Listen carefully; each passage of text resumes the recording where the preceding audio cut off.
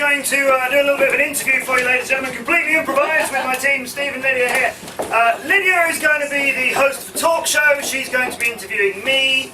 And in order to make sure that all of my political statements, for I am a member of a cabinet and defined politician, my spin doctor here is going to make sure, my spin doctor Steve, is going to make sure that I'm keeping to party rules with either yes or indeed I should be saying something negative about the questions in line. But in order to do this, I need to be a minister for something. So can I have something you would not find normally a political minister for? What is Matt Andrews the minister of? There was a thing there, there was a thing there. What was that thing? Umbrellas. And that was that thing? Sexually attractive waistcoats.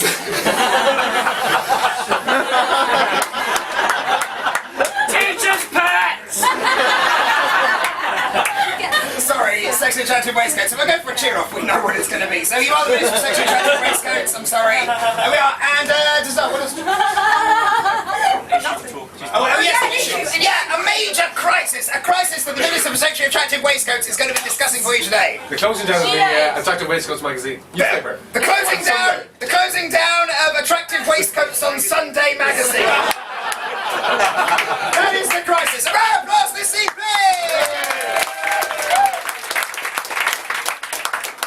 Welcome to Gladys in the Morning, the show where we keep people standing up so that you stay awake. Now, we all know that there's been a crisis in the media recently. There have not been enough sexually attractive waistcoats sold, and so unfortunately that bastion of the British press has unfortunately been shut down. Now, fortunately, we've got the scoop. Obviously, Gladys always brings you the meat.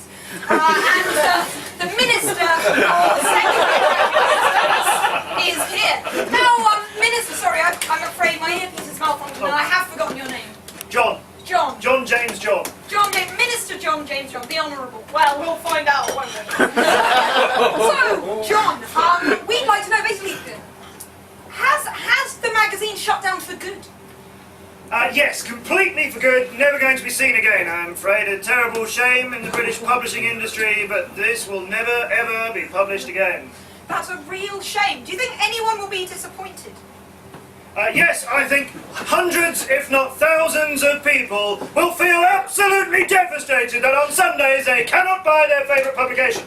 Right, I mean, are there any other publications going to step into the mix? Maybe less attractive waistcoats or possibly sexually attractive hats? Yes, maybe. We're looking at those. We've got ideas along those lines. They might happen. They might, but they might not. But they might. But they might. They're probably going to happen. In fact, I think. Do you know what? Sexually attractive hats is an absolute certainty. Definitely.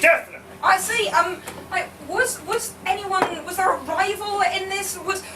Is somebody trying to undermine you? Yes, that's right. Yes, I'm not supposed to talk about it, but yes, that's absolutely true. But not today. And, probably not this week or ever again. I see. Now, I have heard that you have been quite reticent about this. Is it true that you were brought in by the police for inquiries recently? No, that's not true. That's not true. Well, I wouldn't say brought in by the police. No, I wouldn't say that. I would say more a kind of little social visit, you know, for tea, sandwiches, and then yes, maybe, but no, well, yes, all right, they did. Yes, it's true, they manhandled me, stuffed me into a van, drove me to the station, and I only got out 36 hours ago. I must have really ruffled your clothes. Sorry about that. I mean, do you think that people will be able to cope, that the general population will live on without your publication? No, absolutely not. No, Sexually Attractive Waistcoats magazine on Sunday was the thing that people used to look forward to before Sunday lunch. And then after Sunday lunch, it was the thing they looked forward to reading again. Right. I mean, do you think that people will begin committing mass suicide in droves? Well, I think it's quite likely. I think it's very probable indeed. I think it's absolutely bloody definite. Any moment now, people will be throwing themselves off like used to be well-dressed lemmings. Do you feel any guilt about this? No! Not at all! Not even a glimmer! No! Yes! Alright, my fault. So, do you have a plan to put things back on their feet? Yep. You do? Absolutely, yeah. Excellent.